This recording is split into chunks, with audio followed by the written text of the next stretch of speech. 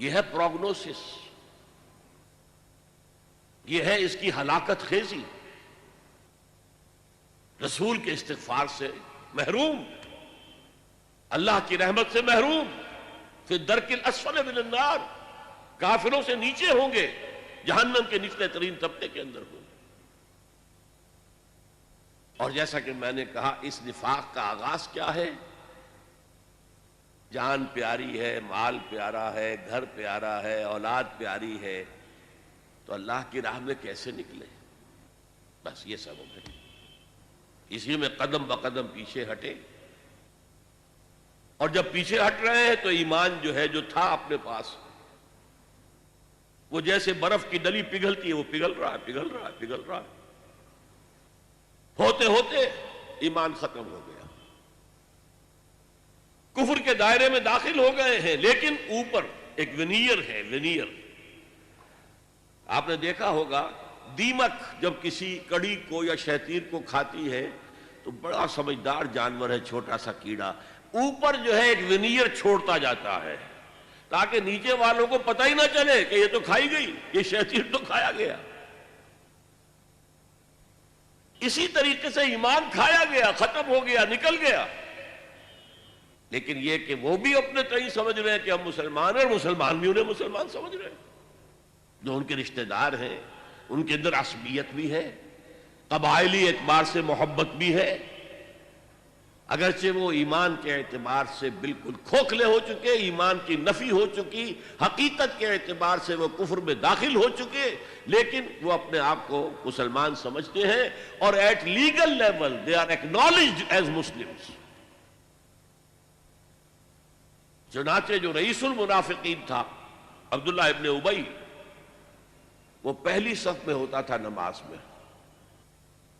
اور اپنی چودراہٹ کے اظہار کے لیے کہ میں بڑا آدمی ہوں، اس معاشرے کا بڑا چودھری ہوں، جب حضور خطبہ دینے کھڑے ہوتے تھے پہلے وہ کھڑا ہوتا تھا، دیکھو لوگوں یہ اللہ کے رسول ہیں، ان کی بات توجہ سے سنو، حالانکہ وہ ہرگز اللہ کا رسول نہیں مانتا تھا حضور۔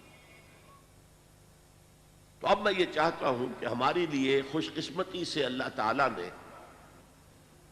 یہ جو 10 مدنی صورتیں ہیں، سورہ حدید سے شروع ہوتی ہیں، سورہ تحریم پر ختم ہوتی ہیں، صرف سورہ حدید 4 رکوعوں پر ہے، کہ سورہ مجادلہ، سورہ حشر 3 رکوع، باقی سب 2 رکوع ہیں، چھوٹی چھوٹی صورتیں، لیکن وہ جو مضمون بہت بڑا ہے مکی صورتوں میں، حقیقت ایمان، وہ سورہ تغابن کی 18 آیتوں میں بیان کر دیا گیا، خلاصہ نکال دیا گیا۔ آخر طالب علم ہر قسم کے ہوتے ہیں نا، ایک طالب علم وہ بھی ہوتے ہیں جو اصل نصاب کی کتاب کو خوب پڑھتے ہیں، دل لگا کر پڑھتے ہیں، اور ایک وہ بھی ہے جنہیں خلاصے چاہیے،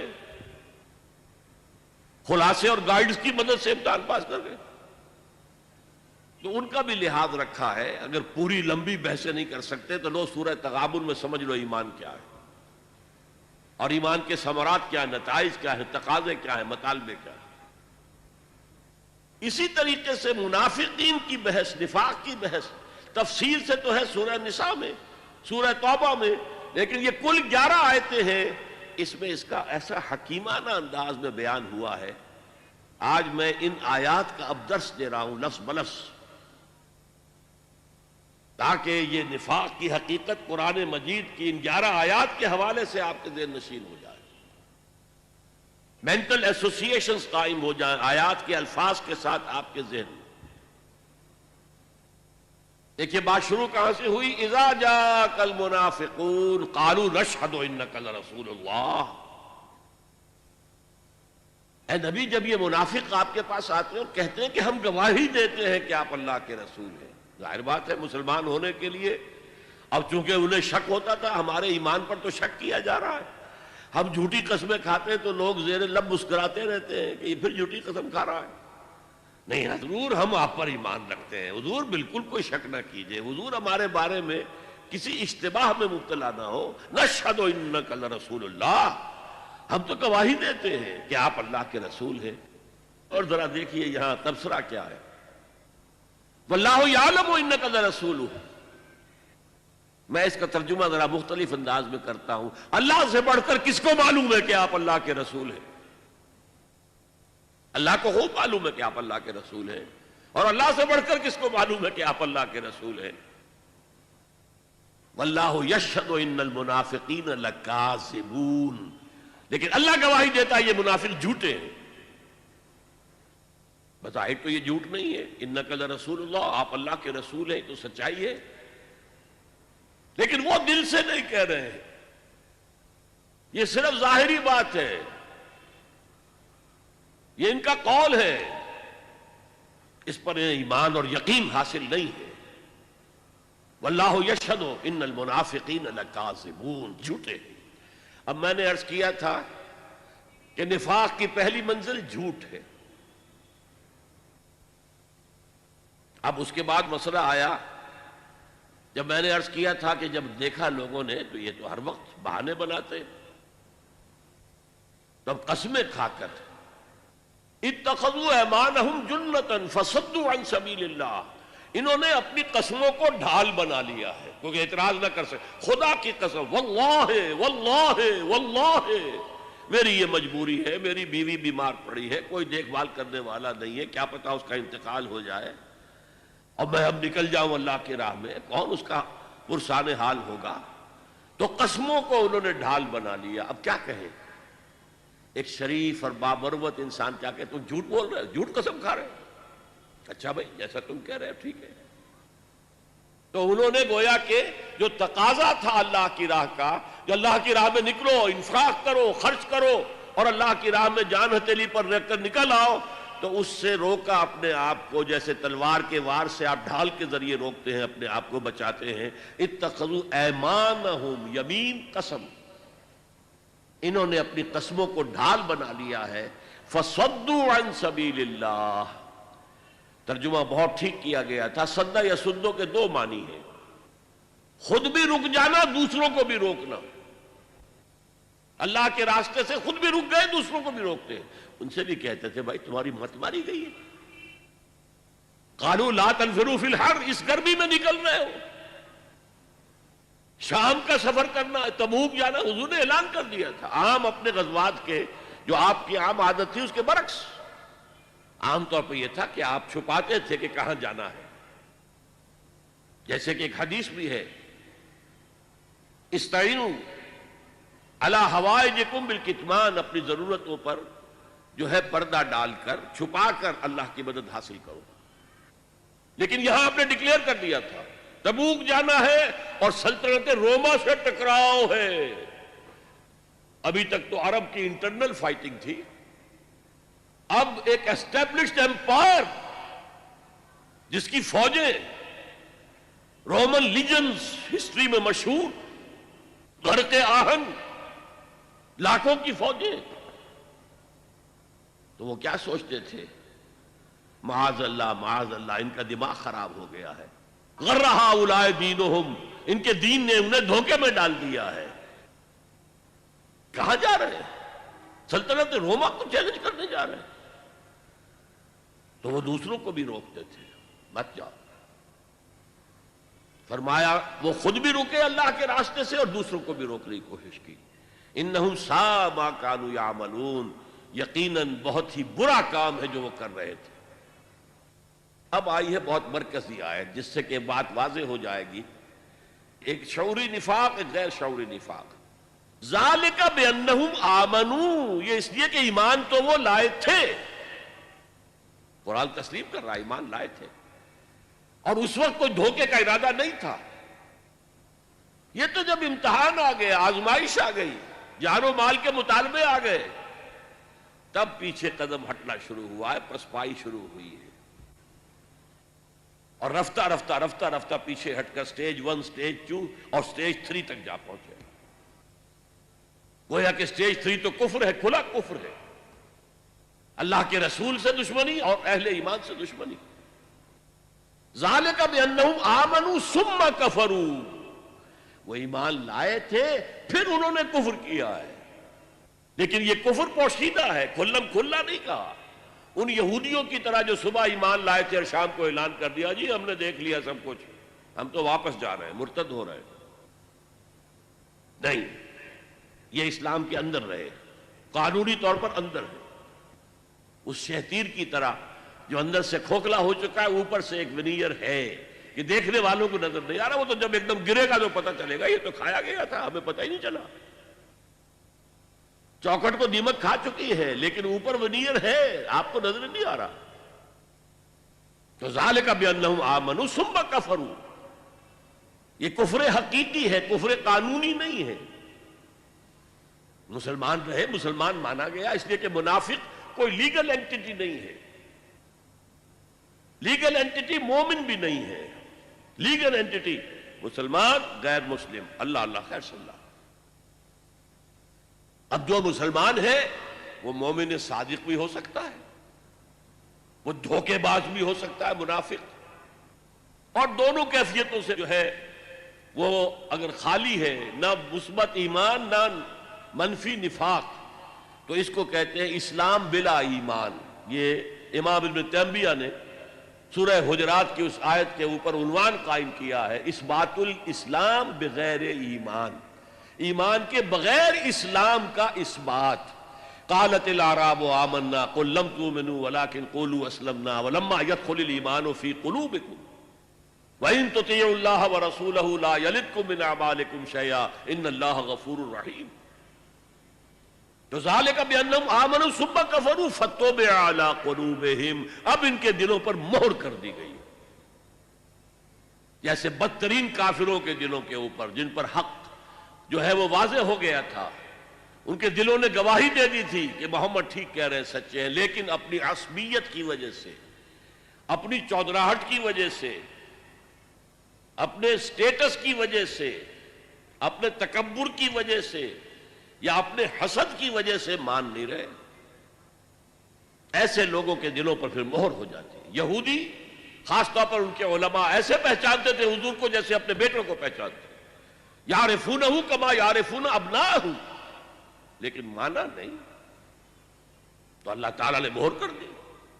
فَطُبِعَ عَلَىٰ قُلُوبِهِمْ فَهُمْ لَا يَفْقَهُونَ، اب انہیں صحیح تفقہ، صحیح فہم حاصل ہی نہیں، کیا نفع میں ہے کیا نقصان کا سودا انہیں پتہ ہی نہیں، ان کی مت ماری گئی ہے۔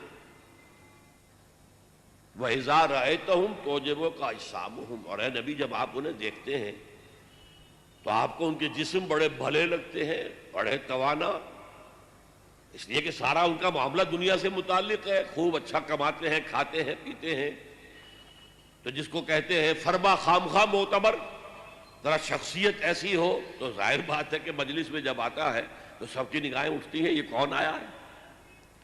حضور بھی ان کی طرف نگاہ کرتے تھے، ان کے پاس وسائل ہیں، یہ امیر لوگ ہیں، کتنے ہی غریب آئے ہیں غزوہ تبوک میں کہ حضور ہم حاضر ہیں جان کے ساتھ، ہمارے پاس مال نہیں ہے، سواری نہیں ہے، آپ اگر ہمارے لیے سواری کا بندوبست کر دیں ہم حاضر ہیں، جان و مال سے حاضر۔ اور حضور نے جب کہا کہ میرے پاس بھی کوئی سواری کا بندوبست نہیں، تو وہ جاتے تھے اور ان کی آنکھوں سے آنسو رواں ہوتے تھے، اللہ یجدون ما ینفقون، کہ اب ان کے پاس ہے ہی کچھ نہیں، خرچ کیا کریں، کیسے جائیں۔ ایک وہ تھے، اب یہ اغنیاء ہے، یہ دولت مند ہے، یہ چودھری لوگ ہیں، لہذا حضور ان کی طرف توجہ فرماتے تھے۔ وَإِذَا رَأَيْتَهُمْ تُعْجِبُكَ أَجْسَامُهُمْ، ان کے جسم جو ہے وہ آپ کو بڑے اچھے لگتے ہیں۔ وَإِن يَقُولُوا تَسْمَعْ لِقَوْلِهِمْ، جیسے میں نے کہا نا معتبر آدمی معلوم ہوتا ہے، جب وہ کچھ کہتے ہیں تو آپ بڑی توجہ سے سنتے ہیں۔ تَسْمَعْ لِقَوْلِهِمْ، یہ کیا کہہ رہے ہیں، کیا ان کی رائے ہے۔ كَأَنَّهُمْ خُشُبٌ مُسَنَّدَةٌ، اے نبی ان کی اصل حقیقت ہے ان سوکھی لکڑیوں کی جو سہارے سے کھڑی کر دی جائیں، لکڑی کے کندھے جو خود نہیں کھڑے ہو سکتے، اسے سہارا چاہیے۔ ایک درخت ہے جو خود کھڑا ہے، اور ایک وہ سوکھی لکڑی کے کندھے ہیں، وہ تو خود کھڑے نہیں رہ سکتے۔ کأنہم خشب مسندہ یحسبون کل صیحۃ علیہم، ان کی جان ہر وقت نرستی رہتی ہے، وہ کوئی بھی آواز ہوتی ہے، کوئی بھی شور آتا ہے، وہ سمجھتے ہیں آئی مصیبت ہماری، یقیناً کوئی حملہ ہونے والا ہے یا حملہ ہو گیا ہے، لہذا اب پھر مصیبت آئے گی ہماری۔ کہا جائے گا آؤ دفاع کرو، اب ادفعوا، قاتلوا فی سبیل اللہ اب ادفعوا، اللہ کی راہ میں جنگ کرو یا کم سے کم دفاع تو کرو، تو ان کی جانوں پر بن جاتی ہے۔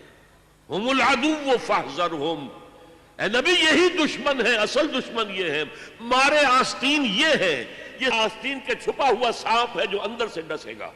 فاحذرہم، آپ ان سے بچ کر رہیے۔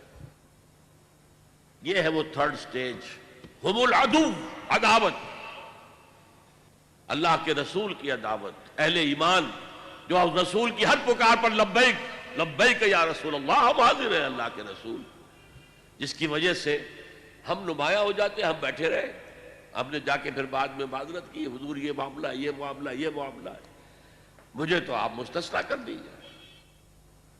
قاتلہم اللہ، اللہ انہیں ہلاک کرے، برباد کرے۔ انا یوفکون، یہ کہاں سے الٹے پاؤں پھرے جا رہے ہیں، ان کی بدبختی تو ملاحظہ ہو۔ قسمت کی خوبی دیکھیے، ٹوٹی کہاں کمند، دو چار ہاتھ جب کہ لبے بام رہ گیا، ایمان کی توفیق ملی، گمراہیوں سے نکلے، محمد کی صحبت سے فیضیاب ہوئے صلی اللہ علیہ وسلم، اور اب کہاں جا رہے ہیں، کس انجام کی طرف جا رہے ہیں؟ قاتلہم اللہ انا یوفکون۔ اب ان کے تکبر کا نقشہ، وَإِذَا قِيلَ لَهُمْ تَعَالَوْا يَسْتَغْفِرْ لَكُمْ رَسُولُ اللَّهِ، جب ان سے کہا جاتا ہے بھئی آؤ اللہ کے رسول کے پاس آؤ، اپنی غلطی کے اوپر اعتراف کر لو، اس کو مان لو، اللہ کے رسول بھی تمہارے لیے استغفار کریں گے، اللہ بخش دے گا۔ جب ان سے کہا جاتا ہے وَإِذَا قِيلَ لَهُمْ تعالوا، آؤ، یستغفر لکم رسول اللہ، اللہ کے رسول تمہارے لیے استغفار کریں گے، لووا رؤوسہم، وہ اپنے سروں کو مٹکاتے ہیں، ہاں ہاں جی ہاں ہاں ہاں آئیں گے، آ جائیں گے۔ ورأیتہم یصدون، تم دیکھتے ہو وہ رکتے ہیں، نہیں آنا چاہتے۔ وہم مستکبرون، اور ان کا یہ پیچھے رکنا استکبار کی وجہ سے، تکبر کی وجہ سے۔ ہم کیوں جا کر محمد سے معافی مانگے صلی اللہ علیہ وسلم؟ سواء علیہم استغفرت لہم ام لم تستغفر لہم، ان کے حق میں برابر ہے، خواہ آپ استغفار کریں ان کے لیے، خواہ نہ کریں، لن یغفر اللہ لہم، اللہ ہرگز انہیں معاف نہیں کرے گا۔ یہ آیت اس سے شدید تر کیفیت کے ساتھ سورہ توبہ میں آ چکی ہے، جو میں آپ کو سنا چکا۔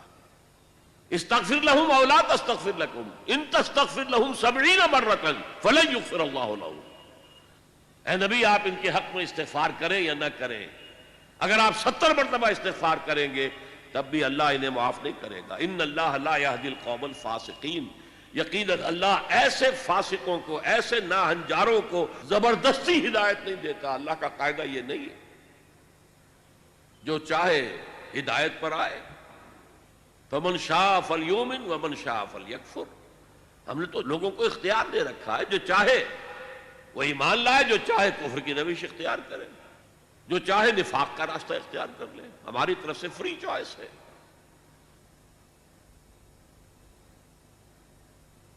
اب اس کے بعد ایک واقعہ بیان ہو رہا ہے، اور یہ اصل میں اس سے ایک اندازہ ہوگا کہ یہ منافقت کہاں تک پہنچا دیتی تھی۔ حضور غزوہ بنی المصطلق سے واپس تشریف لا رہے تھے، اسی سفر میں وہ واقعہ پیش آیا کہ حضرت عائشہ کا ہار گر گیا، اس کو تلاش کرنے کے لیے آپ دوبارہ گئی، رفع حاجت کے لیے گئی تھی، وہاں کہیں گر گیا، تلاش کرنے کے لیے گئی تو قافلہ چل پڑا۔ وہ ایک لمبا واقعہ ہے جس پر کہ عبداللہ ابن ابی نے شور مچا دیا، تہمت لگائی زنا کی۔ اسی سفر میں ایک واقعہ یہ پیش آ گیا، ایک جگہ پڑاؤ تھا، پاس کنواں تھا، وہاں سے پانی کھینچ رہے تھے، حضرت عمر کے ایک غلام تھے جہجہ، ان کے اور ایک انصاری صحابی کے درمیان کچھ تو میں ہو گئی۔ یہ تو ہمیشہ ان کے ہاں پہلے تو ہوتا ہی تھا، کہیں پانی پینے پلانے پہ جھگڑا اور کہیں گھوڑا آگے بڑھانے پہ جھگڑا رہتا تھا۔ وہ کوئی پرانی عادت عود کر آئی، جھگڑا ہو گیا۔ اب جہجہ نے دہائی دی مہاجرین، وہ کچھ لوگ آ گئے، ادھر سے اس انصاری نے انصار کو بلایا، یا معاشر انصار، ایک گروہ ادھر ایک گروہ ادھر، اور اندیشہ تھا کہ کہیں خانہ جنگی نہ ہو جائے۔ حضور کو خبر ہوئی اور آپ تشریف لائے، آپ نے پیسیفائی کیا۔ یہ کیا جاہلیت کی باتیں ہیں جو میں سن رہا ہوں، ان چیزوں سے اللہ نے تمہیں نجات دے دی تھی۔ وَاذْكُرُوا نِعْمَةَ اللَّهِ عَلَيْكُمْ إِذْ كُنْتُمْ أَعْدَاءً فَأَلَّفَ بَيْنَ قُلُوبِكُمْ فَأَصْبَحْتُمْ بِنِعْمَتِهِ إِخْوَانًا۔ اب اس کے بعد تم لوٹ رہے ہو جاہلیت کی طرف۔ خیر وہ حضور تو اس قصے کو فروغ کر کے وہاں سے تشریف لے گئے جہاں بھی آپ کا قیام تھا۔ اب اس عبداللہ ابن ابی رئیس المنافقین نے وہاں پر بکواس کرنی شروع کی۔ ایک تو یہ کہا انصار سے، دیکھو تمہارے ٹکڑوں پر پلے ہیں یہ، ان کی مثال ایسی ہے سمن کلبک یا کلک، کہ اپنے کتے کو کھلا پلا کے موٹا کرو تمہیں کو کاٹے گا۔ آج یہ تمہارے برابر کے ہو گئے، یہ تو لٹے پٹے آئے تھے، بھوکے دنگے آئے تھے، تم نے ان کی آؤ بھگت کی، تم نے ان کو ویلکم کہا، تم نے گھر تقسیم کر دیے، تم نے دکانیں تقسیم کر دی، اب ان پر خرچ کرنا بند کر دو۔ یہ سب دودھ پینے والے مجنو ہیں، جب انہیں کچھ نہیں ملے گا منتشر ہو جائیں گے۔ لَلْفَضُّ مِنْ حَوْلِكَ۔ ایک تو یہ بات کہی، اور ایک یہ کہا اب جب مدینے واپس لوٹنا ہو جائے گا، ابھی تو چونکہ راستے میں ہے، تو لازماً جو عزت والے ہیں وہ ان ذلیلوں کو نکال باہر کریں گے، اب ہم نے مزید مدینے کے اندر برداشت نہیں کریں گے۔ وہاں پر ایک نوجوان ٹین ایجر بھی موجود تھا، اس نے آ کر حضور کو خبر دی عبداللہ ابن ابی نے یہ کہا ہے، یہ کہا ہے، یہ کہا ہے۔ حضور نے بلا کر جواب طلبی کی تو صاف انکار کر دیا، قسمیں کھا گیا، میں نے کہا ہی نہیں۔ آپ اس چھوکرے کی بات پر اعتماد کر رہے ہیں، اس بچے کی بات پر مجھ سے آپ ایکسپلینیشن کال کر رہے ہیں۔ بعد میں یہ آیات نازل ہوئی تو حضور نے فرمایا لڑکے کے کان سچے تھے، لڑکے نے جو سنا تھا وہ سچ تھا، اس لیے کہ وہی آ گئی، وہی نے تصدیق کر دی۔ وہ کیا ہے اب پڑھیے، ہم الذین یقولون لا تنفقوا علی من عند رسول اللہ حتی ینفضوا۔ یہی ہے وہ لوگ جو کہتے ہیں مت خرچ کرو ان لوگوں پر جو اللہ کے رسول کے ساتھ ہیں، یہاں تک کہ منتشر ہو جائیں گے۔ دیکھنا ان بستیوں کو تم کے ویراں ہو گئی، یہ بھیڑ چھٹ جائے گی، تم ان کی ضیافت کرتے ہو، کھلاتے ہو، پلاتے ہو، سب من کلبت یا کلو۔ لا تنفقوا علی من عند رسول اللہ، مت خرچ کرو، مت انفاق کرو ان پر کہ جو اللہ کے رسول کے ساتھ ہے، حتی ینفضوا، یہاں تک کہ یہ بھیڑ چھڑ جائے، چلے جائیں گے سب چھوڑ کر۔ وَلِلَّهِ خَزَائِنُ السَّمَاوَاتِ وَالْأَرْضِ، اللہ کا تبصرہ کیا آیا، حالانکہ اللہ ہی کی ملکیت میں ہے تمام خزانے آسمانوں کے اور زمین کے۔ وَلَكِنَّ الْمُنَافِقِينَ لَا يَفْقَهُونَ، لیکن ان منافقوں کو فہم اور تفقہ حاصل نہیں، جانتے نہیں۔ اگر ان کے پاس ایمان حقیقی ہوتا تو وہ جانتے کہ اللہ کے خزانوں میں کہیں کوئی کمی نہیں ہے۔ وَلَكِنَّ الْمُنَافِقِينَ لَا يَفْقَهُونَ۔ اور دوسرا جملہ آ گیا، يَقُولُونَ لَئِن رَجَعْنَا إِلَى الْمَدِينَةِ لَيُخْرِجَنَّ الْأَعَزُّ مِنْهَا الْأَذَلَّ۔ اس نے یہ بھی کہا تھا، یہ کہتے ہیں کہ اگر ہم پہنچ گئے مدینے واپس، لَئِن رَجَعْنَا إِلَى الْمَدِينَةِ لَيُخْرِجَنَّ الْأَعَزُّ مِنْهَا الْأَذَلَّ، تو جو عزت والے ہیں، زیادہ عزت والے، اعز افعل التفضیل پر،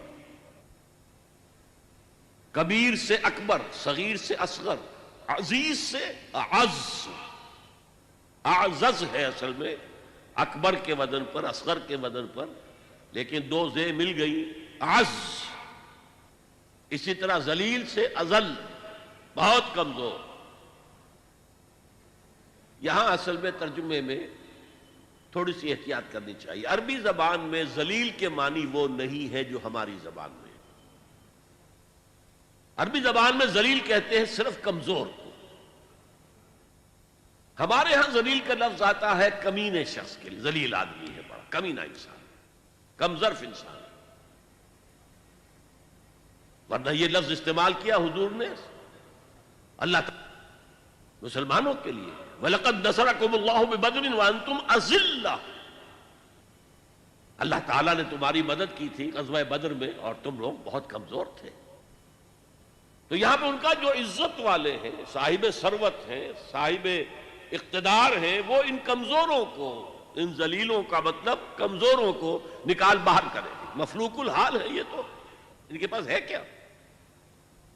وَلِلَّهِ الْعِزَّةُ وَلِرَسُولِهِ وَلِلْمُؤْمِنِينَ، حالانکہ حقیقت اگر یہ جانتے ہوتے تو انہیں معلوم ہوتا کہ عزت حقیقتاً صرف اللہ کے لیے ہے اور اس کے رسول کے لیے ہے اور اہل ایمان کے لیے۔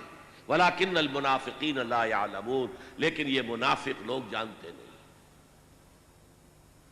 یہ نفاق کے مرض کی کیفیات، سائنز اینڈ سمپٹمز سب بیان ہو گئے، پروگنوسس بیان ہو گیا، کہاں تک یہ لے جا سکتا ہے، کس ہلاکت تک، کہ فی الدرک الاسفل من النار، آخرت میں جہنم کے سب سے نچلے طبقے میں، اور دنیا میں رسول کے استغفار سے محروم۔ اب دیکھیے جو میں نے کہا تھا، ہر مرض کے ساتھ ہمارے ہاں ڈسکشن ہوتی علاج، دوسرے رکوع کی 3 آیات میں علاج، اس ترتیب سے شاید کبھی آپ نے اس پر غور نہ کیا ہو۔ اور علاج کی 2 قسمیں ہیں، پریونٹیو اور curative. Prevention is better than cure, prevention بہتر ہے، مرض کو ہونے مت دو۔ تو پہلی بات وہ ہے کہ جو اس نفاق کو آپ سے دور رکھے گی، اس کی انفیکشن ہوگی ہی نہیں، اور وہ کیا ہے؟ یا ایھا الذین آمنوا لا تلھکم اموالکم ولا اولادکم عن ذکر اللہ۔ اہل ایمان دیکھنا، تمہیں تمہارے مال اور تمہاری اولادیں اللہ کے ذکر سے غافل نہ کر دیں۔ دوام ذکر، ہر وقت اللہ کو یاد کرو۔ نماز تو خیر ہے ہی اللہ کے ذکر کے لیے، اس کے علاوہ ذکر،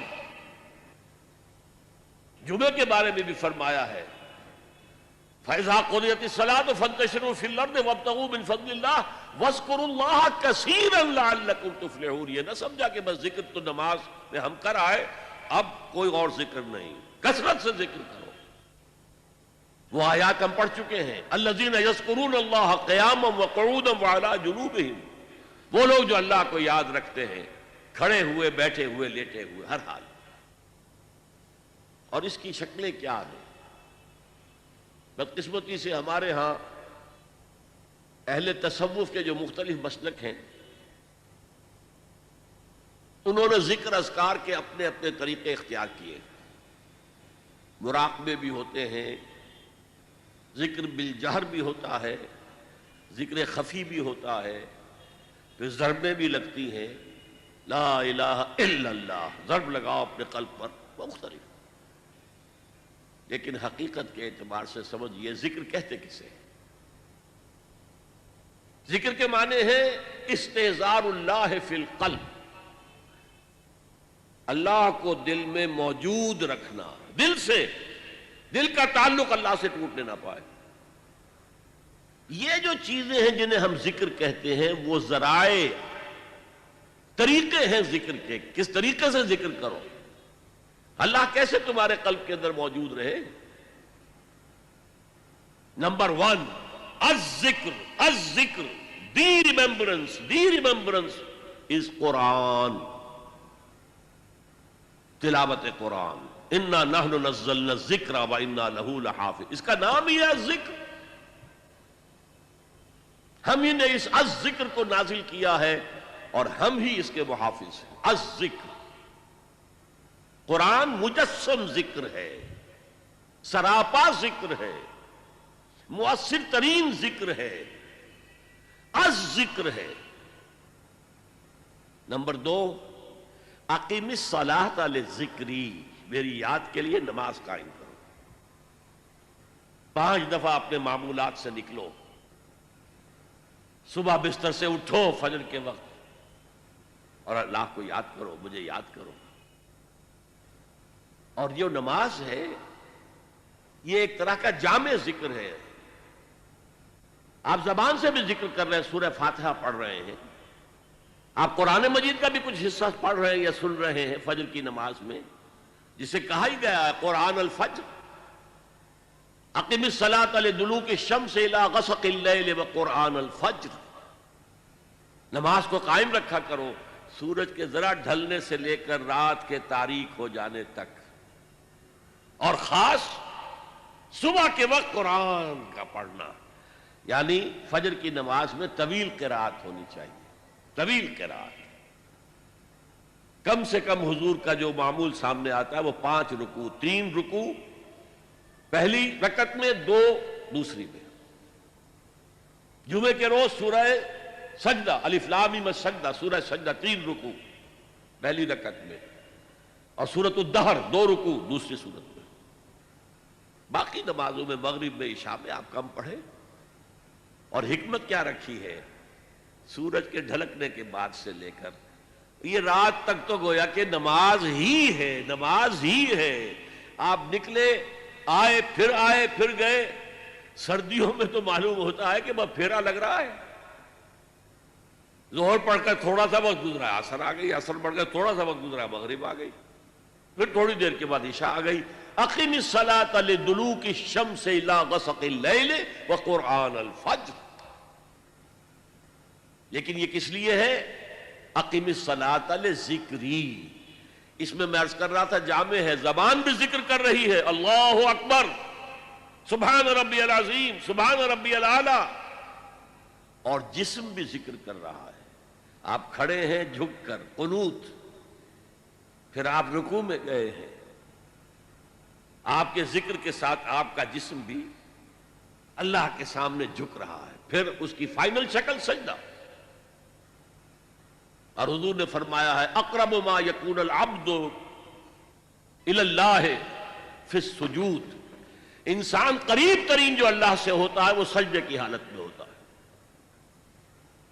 کیونکہ انسان میں اصل چیز کیا؟ تکبر، اور سجدہ کیا ہے؟ پیشانی آپ نے زمین پر ٹکا دی تو تکبر کی نفی ہو گئی، اگر ہمیں کوئی احساس ہو۔ اور حضور فرماتے ہیں کہ جب سجدہ کرو تو یوں محسوس کرو کہ تم نے اللہ کے قدموں میں اپنا سر رکھ دیا ہے۔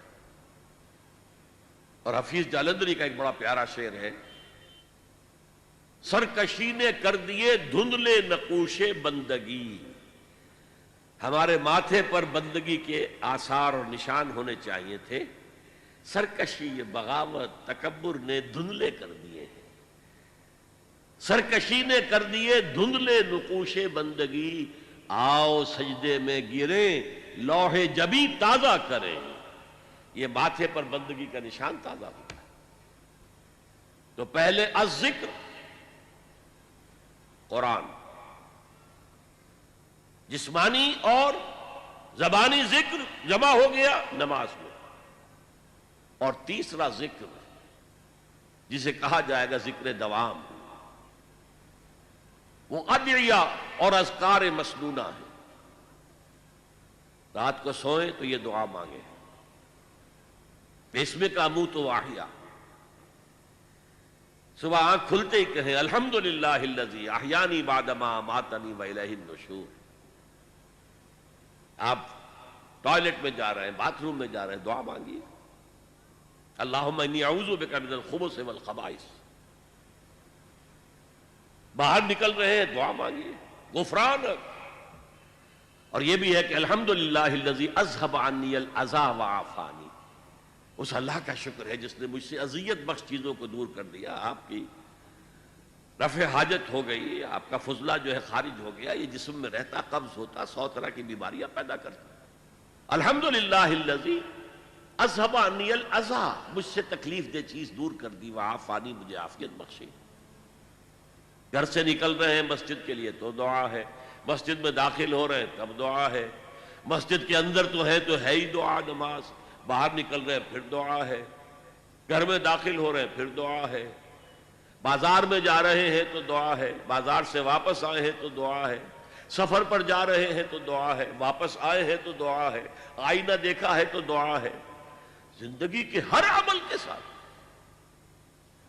یہ دوام ذکر ہے، دوام ذکر، اور اس میں کوئی وقت نہیں لگتا آپ کا۔ اور دو نسبتیں قائم ہو گئیں. دعا اللہ سے کی جا رہی ہے، اللہ کا ذکر ہو گیا، اللہ سے تعلق قائم ہو گیا.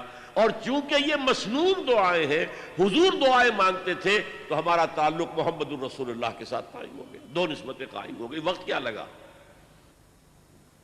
گھر داخل ہوتے آئبونا تائبونا لربنا حامدون، یہ اگر آپ نے کہہ دیا کون سا وقت لگا؟ یہ تیسرا ہے ذکر کا سب سے بڑا طریقہ. چوتھا ذکر پھر ہو سکتا ہے کہ کوئی مرشد ہو. اور مرشد کون ہوتا ہے؟ جو انسان کی نفسیاتی بیماریوں سے واقف ہو جاتا ہے، روحانی بیماریوں کو جانتا ہے. جیسے آپ کسی ڈاکٹر کے پاس جاتے ہیں، طبیب کے پاس، وہ آپ کی تشخیص کرتا ہے آپ کا کون سا عضو جو ہے اس میں خرابی آئی ہے. اسی طرح ایک ماہر روحانی یا نفسیاتی معالج جو ہے وہ سوچے گا اور دیکھے گا کہ آپ کا مرض کیا ہے. آپ میں حب دولت زیادہ ہے، اس کی فرسٹریشن ہے، یا حب شہرت تھی اور وہ نہیں مل رہی ہے تو فرسٹریشن ہے. کیا چیز ہے آپ کی؟ اور اس کے حوالے سے ذکر تجویز کرے گا. تم فلاں آیت جو ہے وہ پڑھتے رہا کرو. یہ ہے پی پی. جیسے ہر مریض کی تشخیص علیحدہ ہے، اس کا ذکر علیحدہ ہے. ایک ماہر امراض روحانی سجیسٹ کرے. اب اس کو پھر ہمارے صوفیہ نے باقاعدہ نظام بنا دیا ہے. یہ اس مسلک کا طریقہ ذکر ہے، یہ اس کا. ان کے لیے کوئی ثبوت نہیں، نہ قرآن سے نہ حدیث سے.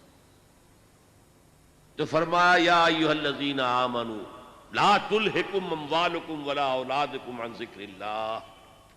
اہل ایمان دیکھنا غافل نہ کرنے پائیں تمہیں تمہاری اموال اور تمہاری اولاد اللہ کے ذکر سے. دوا میں ذکر ہے تو نفاق قریب نہیں آئے گا. آپ کو معلوم ہے کہ جسم کمزور ہو جاتا ہے، جسم کا دفاعی نظام جو ہے کمزور ہو جاتا ہے، تب بیکٹیریا آپ پر حملہ آور ہو سکتے ہیں. ورنہ ریزسٹنس ہے اندر تو چاہے بیکٹیریا کتنے ہی ہو آپ پر حملہ آور نہیں ہو سکتے. یہ ایچ آئی وی جو چل رہا ہے وہ ڈیفنس میکینزم ختم ہو جاتا ہے. ایڈز میں ہوتا کیا ہے؟ ریزسٹنس جو نیچرل نظام اللہ نے بنا رکھا ہے بیماریوں کے خلاف، خاص طور پر جراثیمی بیماریاں، ان کے خلاف جو ڈیفنس میکینزم ہے وہ شیٹر ہو جاتا ہے.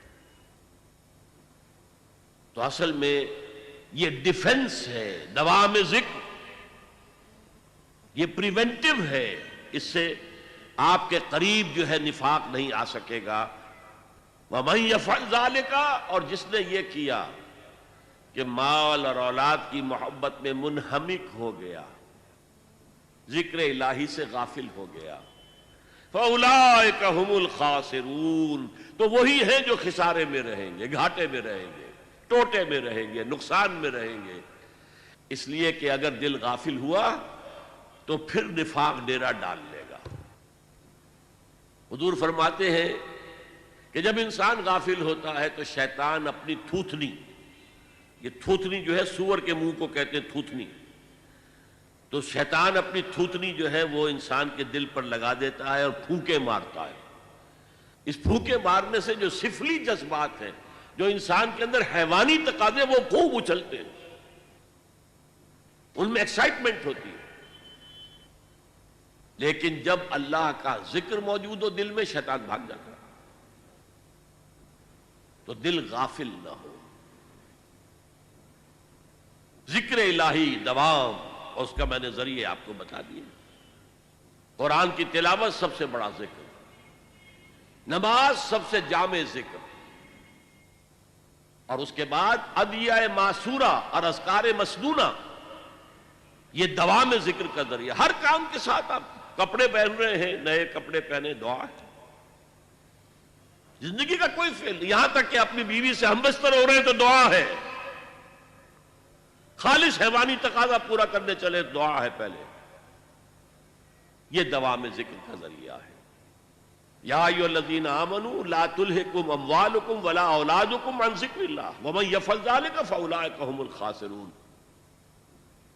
اور یہاں وہ آیت پھر میں آج آپ کو کوٹ کر دوں، آیت نمبر 24 سورہ توبہ کی.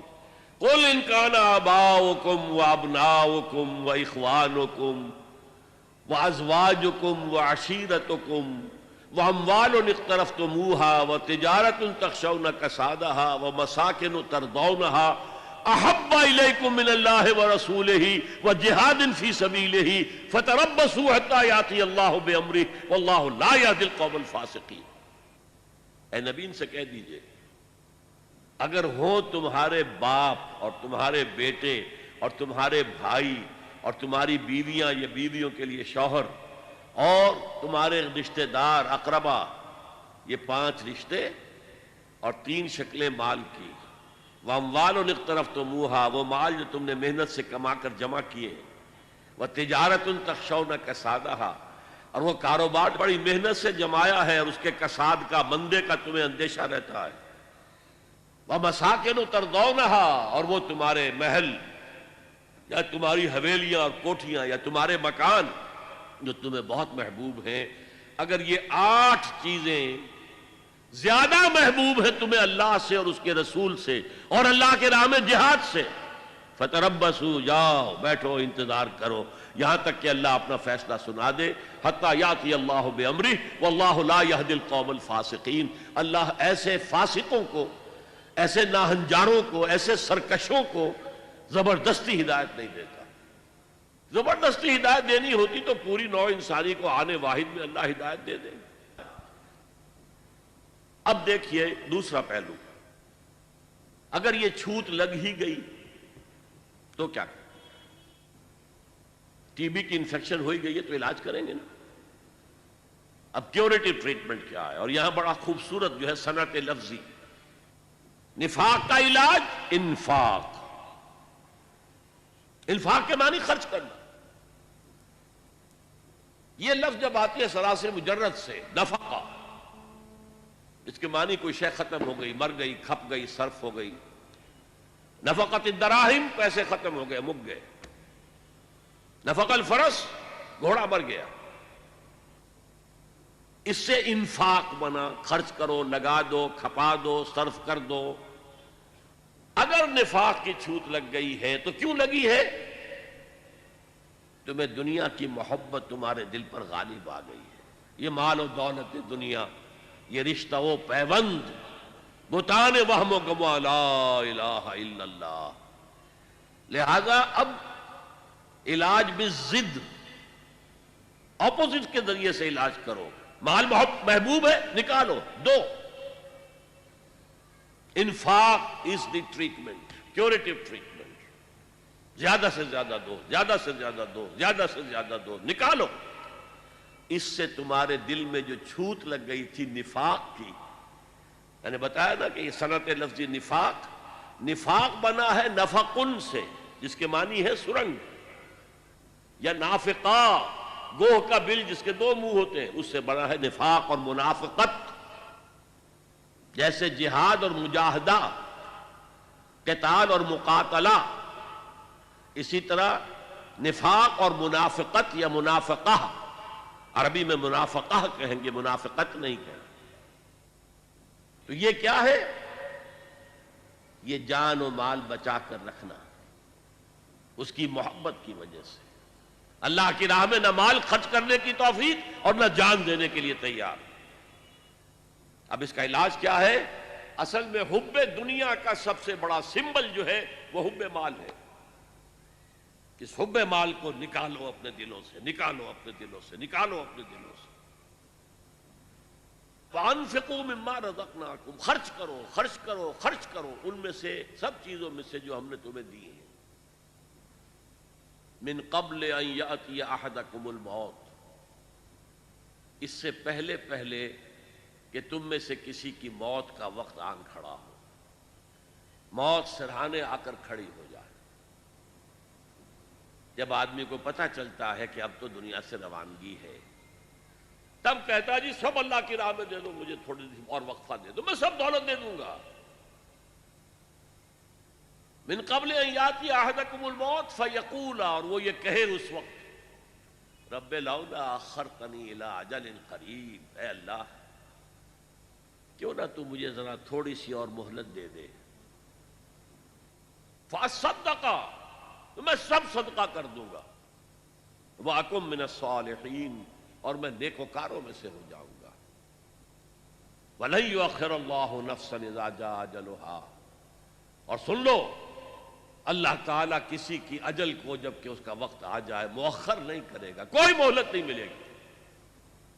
وَاللَّهُ خَبِيرٌ بِمَا تَعْمَلُونَ، اور اللہ خوب باخبر ہے اس سے جو تم کر رہے ہو۔ اگر مہلت مل گئی تو وہی کچھ کرو گے، اللہ جانتا ہے، وہ تمہاری گھٹی کے اندر پڑ چکی ہے، مال کی محبت، دنیا کی محبت، لہذا اب موت کا وقت آ گیا ہے تو اس کے ٹلنے کی کوئی سبیل نہیں۔ آپ نے دیکھا ان 11 آیات میں طب کی اصطلاح کے مطابق یہ نفاق کا مرض، روگ، فی قلوبہم مرض، یہ کہاں سے شروع ہوتا ہے؟ ضعف ایمان اور نفاق میں ڈفرینشیٹنگ لائن کیا ہے؟ نفاق کی پہلی علامت، پہلی سٹیج جھوٹ، جھوٹے بہانے، دوسری سٹیج قسمیں کھانا، تیسری اور فائنل سٹیج جو بھی اسلامی تحریک کا قائد ہے اس سے دشمنی ہو جانا، اور جو صادقین ہیں جو آگے بڑھ کر جان اور مال کھپا رہے ہیں ان سے نفرت ہو جانا، ان سے دشمنی ہو جانا۔ This is the final stage, this is the point of no return. اب تو اللہ کی طرف سے نبی کا استغفار بھی رد، اور آخرت میں عذاب الہی کی بدترین صورت، فی الدرک الاسفل من النار، اور جو عداوت جس درجے کی ہو جاتی ہے وہ عبداللہ ابن ابی کے قولوں میں ہم نے پڑھ لیا۔ علاج کیا ہے؟ دوام ذکر الہی، الذین یذکرون اللہ قیاما وقعودا وعلی جنوبہم، اور اگر چھوت لگ جائے تو انفاق، خرچ کرو خرچ کرو خرچ کرو خرچ کرو، یہاں تک کہ پوچھا گیا کہ قرآن مجید میں اتنا زور دیا جا رہا ہے انفاق پر، خرچ کرو خرچ کرو خرچ کرو، کتنا خرچ کریں؟ فرمایا گیا یسألونک ماذا ينفقون قل العفو، جو بھی تمہاری ضرورت سے زیادہ ہے دے ڈالو۔ یہ ہے نفاق کی حقیقت، اور نفاق سے بچاؤ کی شکل، اور نفاق کا مرض لاحق ہو جائے تو اس کے علاج کی صورت۔ اللہ تعالی ہمیں اس نفاق سے پاک کرے۔ ایک غلطی مت کیجیے گا، مسلمان بے عمل ہو کبھی اسے منافق نہ کہیے گا، کسی کو ہم منافق قرار نہیں دے سکتے۔ اس کی بے عملی یا بد عملی بھی اگنورنس کی وجہ سے ہو سکتی ہے، ایمان کے ضعف کی وجہ سے ہو سکتی ہے، ضعف ارادہ کا مریض ہو سکتا ہے کہ ایک شخص کچھ کام کرنا چاہتا ہے، ہمت نہیں ہے، نیورستھینیا ہے، اعصابی مریض ہے، جو بھی کچھ ہے منافق نہیں۔ منافق کون ہوگا آج کے دور میں؟ جو اللہ کے دین کے غلبے کی کسی تحریک میں شامل ہو، اور پھر جب ڈسپلن کے تقاضے آئیں اور جب جان اور مال کے خرچ کرنے کے تقاضے آئیں تو پیچھے ہٹنا شروع کرے۔ پھر وہ ارتداد، سورہ مائدہ میں اس کا نقشہ کھینچا گیا ہے، یا ایھا الذین آمنوا من یرتد منکم عن دینہ فسوف یأتی اللہ بقوم یحبونہ ویحبونہ۔ اے اہل ایمان، اگر تم نے پسپائی اختیار کی اپنے دین سے تو اللہ تمہیں ہٹا کر اور قوم لے آئے گا جس سے وہ محبت کرے گا اور وہ اس سے محبت کرے گا۔ تو اللہ تعالیٰ سے دعا کیجئے، اللہم طہر قلوبنا من النفاق، اے اللہ ہمارے دلوں کو نفاق سے پاک کر دے۔ اللہم ربنا لا تجعلنا من المنافقین، اے اللہ ہمیں منافقوں میں شامل نہ کیجو۔ اللہم وفقنا ان نجاہد فی سبیلک باموالنا وانفسنا، اے اللہ ہمیں توفیق دے کہ تیری راہ میں جہاد کریں اور اس میں اپنے مال اور جانیں کھپائیں اور خرچ کریں۔ اللہم ارزقنا شہادتا فی سبیلک، اور اے اللہ ہمیں اپنی راہ میں شہادت کی موت عطا فرما۔ اللہم انصر من نصر دین محمد صلی اللہ علیہ وسلم من کانوا وحیث کانوا، اے اللہ اپنے ہر اس بندے کی مدد فرما جو تیرے نبی کے دین کی خدمت کر رہا ہو، وہ کوئی بھی ہو کہیں بھی ہو۔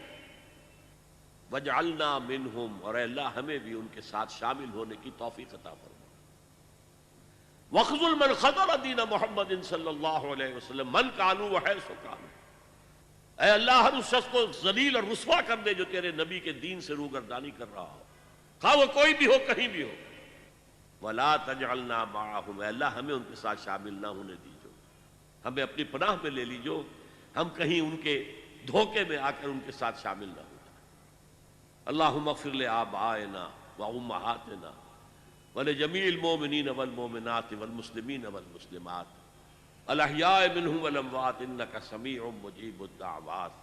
اللہم اشف مرضانا، اللہم اشف مرضانا، اللہم اشف مرضانا، وصلی اللہ تعالی علی خیر خلقہ محمد وآلہ واصحابہ اجمعین برحمتک یا ارحم الراحمین۔ مجھے ہمارے ایک ساتھی نے یاد دلایا ہے کہ آپ اپنی تقریر کے اختتام پر IRF کا بالخصوص اور اہل بمبئی کا بالعموم شکریہ ادا کر دیں۔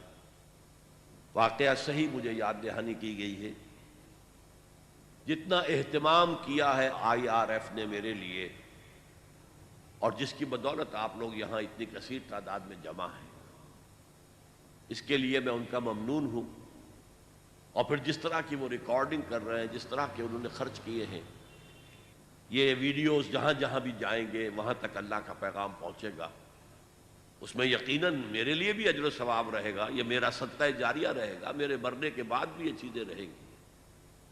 اور پھر جو لوگ یہ کام کر رہے ہیں، محنت کر رہے ہیں، پیسے خرچ کر رہے ہیں، بھاگ دوڑ کر رہے ہیں، ان کے والنٹیئرز جس طرح میں نے دیکھا ہے مصروف ہیں، ڈسپلن کے ساتھ کام کر رہے ہیں، ہر چیز بڑی منظم ہے، تو میں ان سب حضرات کے لیے اللہ سے دعا بھی کرتا ہوں اور ان سب کا شکریہ بھی ادا کرتا ہوں، اور آپ سب حضرات کا بھی شکریہ ہے۔ مجھے معلوم ہے روزانہ آنا اور ہر روز تعداد بڑھنا، آج شاید سب سے زیادہ تعداد ہو گئی ہے، ویسے بھی الوداعی خطاب تھا، میرا اپنا اندازہ تھا کہ یہ 10 دن کا پروگرام مسلسل ہوگا تو رفتہ رفتہ کچھ حاضری کم ہوتی جائے گی۔ میں نے یہاں جو برعکس صورت دیکھی ہے تو واقعہ یہ ہے کہ اس سے حوصلہ ملا ہے کہ نہ ہو مایوس اقبال اپنی کشت ویراں سے، نہ ہو نا امید اے اقبال اپنی کشت ویراں سے، نہ ہو نومید، ذرا نم ہو تو یہ مٹی بہت زرخیز ہے ساقی۔ مسلمانوں کے اندر ایک امنگ ہے، ایک ولولہ ہے، ایک خواہش ہے۔ اللہ کرے کہ قرآن مجید کی رہنمائی، میں اپنی رہنمائی نہیں کہہ رہا، قرآن مجید کی رہنمائی، میں تو ایک ذریعہ ہوں۔ جیسے حضور نے حضرت علی سے کہا تھا، یا علی ان یہدی اللہ بک رجلا واحدا خیر لک من حمر النعم، اگر اللہ تعالیٰ تمہارے ذریعے سے کسی ایک آدمی کو بھی ہدایت دے دے، دیکھیے کس قدر خوبصورت انداز ہے، تم ہدایت دینے پر قادر نہیں ہو علی، اللہ تمہارے ذریعے سے ہدایت دے دے، لا یہدی اللہ بک رجلا واحدا خیر لک من حمر النعم، تو تمہارے لیے سرخ اونٹوں سے بڑی دولت ہے یہ۔ تو اللہ تعالیٰ میرے اس بیان القرآن کے ذریعے سے، قرآن مجید کی تشریح و توضیح کے ذریعے سے، حقائق قرآنی کو خطابات کے ذریعے سے جو عام کرنے کی مجھے توفیق دے رہا ہے، تو میں اسے اپنے حق میں بھی اللہ کا فضل اور کرم سمجھتا ہوں، اور جہاں جہاں تک بھی اس کا اثر و نفوذ پہنچے گا، میرا اللہ تعالیٰ کی طرف یہ کلیم رہے گا کہ اللہ مجھے اس کے ثواب میں سے اجر کا میرا جو ہے حصہ ملتے رہنا چاہیے، اور آپ میں سے جو بھی اس کے اندر لگ جائے گا، کھپ جائے گا، اس کا اجر محفوظ ہوگا، اس کے اجر میں کوئی کمی نہیں ہوگی، بغیر ان ينتقص من اجرہ شیء۔ لیکن اگر میرے ذریعے سے اللہ نے آپ کو اس کام میں لگا دیا، متوجہ کر دیا، تو مجھے اس کا اجر ملتا رہے گا۔ بہرحال میں آپ سب کا مشکور ہوں، ممنون ہوں، دعا کرتا ہوں کہ جو کچھ میں نے بیان کیا ان 10 دنوں میں، اس سے دین کی ایک حقیقت آپ کے سامنے نکھر کر آ گئی ہو، اور آپ اس کو عملاً اختیار کرنے کے لیے عزم مصمم کر لیں۔ اقول قولی ھذا واستغفر اللہ لی ولکم ولسائر المسلمین والمسلمات۔